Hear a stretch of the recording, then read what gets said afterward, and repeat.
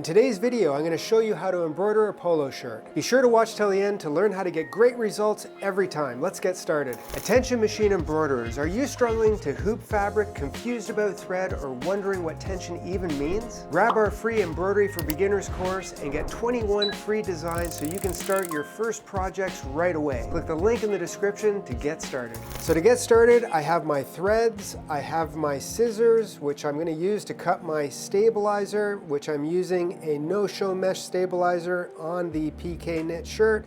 I also have a 6-inch double-edged curved scissors, which are great for just trimming the thread and cutting the stabilizer away afterwards. I have the hoop that is going to be friendliest to the size of the design that I actually want to use, and I have a little bit of painter's tape to temporarily hold my stabilizer in place while I do the hooping. Of course, I have the shirt that I'm going to be embroidering, and I have printed a template which gives me the horizontal and vertical of this design so I can make sure that my placement is perfect. I'll just hold it in place with a little pin, and then we can get the hooping started. Now we've chosen the design we're going to put on the PK net shirt, and this is the most important part. You want to make sure that you have a design that is digitized specifically for the fabric that you're going to be applying it to, which means that you'll have specific underlay values, density values, push and pull compensation, as well as how the design was digitized. This design is one of the designs out of our master class for creating logos, and we made sure we used recipes that were friendly for this specific type of garment, because the quality of the results you get depends on what you actually put in or program into your machine. So now we're going to hoop our design, but the first thing we need to do is take our template, and I love having a template again with the horizontal and vertical placement so I can make sure that it's going to be straight onto the garment. Normally I would put a logo on the left chest of a garment, but this one does have a pocket on this side, and if I do put it here, the logo is going to be too high as far as the top of the design coming up towards the neck. So I'm going to go the opposite side, and generally if I have a pocket, I try to go straight across the pocket to the center of the design, and I want to come straight up the vertical line so that I get right to where the neck meets the shoulder. And I'm just going to put that in place, make sure that it looks visually straight on both, and then I'm going to pin it in temporarily and make sure that I have the template in place before I actually hoop the item. That way, if that is nice and straight, when I go to put my stabilizer or my hoop in, I can line it up and make sure that everything is marked properly. Now the first thing I do when I'm hooping is I try to preset my hoop. So I'll actually take the hoop and I'll loosen it, and I hold it on one edge and I kind of pull it apart so that if I look at the corner, I'm looking at the space right in between that opens up. And what I'm trying to do when I actually see that space, that visual space, is I will compare that to the actual density of the fabric. So if I take my fabric and turn it over one time and lightly press, the area that I see between my fingers and the area that I saw within the hoop are going to be consistently the same. So now that my hoop is all set, what I'm going to do is I'm going to take this part of the frame, and I know that it's going to be turned this way so that I can come in through the body of the garment and actually have this connect to the sash frame, because I'm going to have to turn the shirt kind of inside out and dig a little bowl as I actually put it on the machine, because it is a flat bed. It's not a tubular machine. So what I'm going to do is I'm going to take this hoop, I'm going to take my piece of no-show mesh, and I'm going to make sure that I have my tape, and I'm going to hold this in place so that it is going to temporarily be held down, and I won't have to worry about it moving within the actual hoop when I'm trying to hoop this piece together.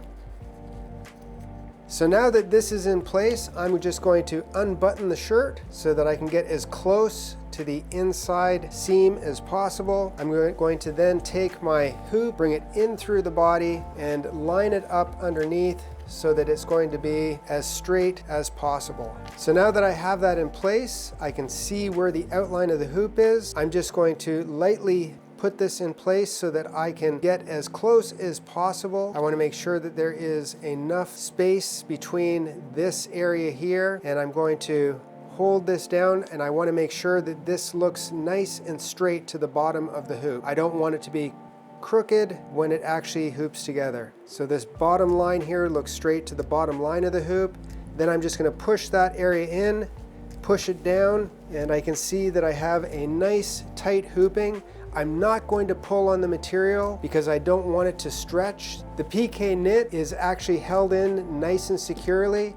If I actually pull on it, it might stretch the fabric. So if you stretch it and then embroider, when you take it out of the hoop, it might have a tendency to pucker. So I want to make sure I have a nice tight hooping and everything looks smooth and secured. So now our hoop is in place, and just so you know, I had just enough resistance so that I know that is tightly inset.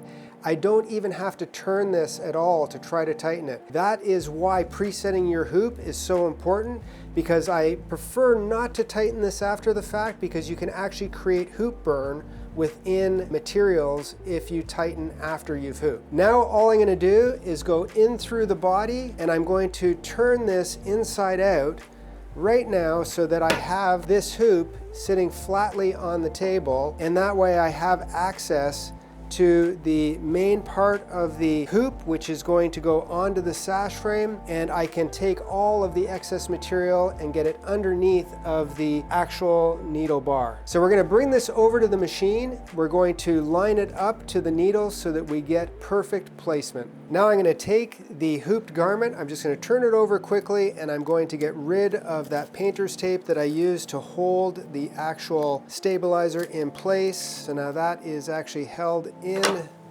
and now I'm going to turn it around, make sure that it is still firmly set inside the hoop, and I'm going to take this item and I'm going to very carefully get most of the material underneath of the presser foot, and I'm making sure that I go in and have all of this material moved out of the way so that the hoop is sitting flat onto the machine. There's no material in the way, and then I'm going to take the arm of the hoop and put it in, slide it under, and lock it into place. And now everything will be out of the way while it's embroidering. So now while my template is still in place, I've loaded my design. I've actually rotated it 90 degrees so it actually lines up. The image from the display lines up to the template, so I know that it's turned correctly.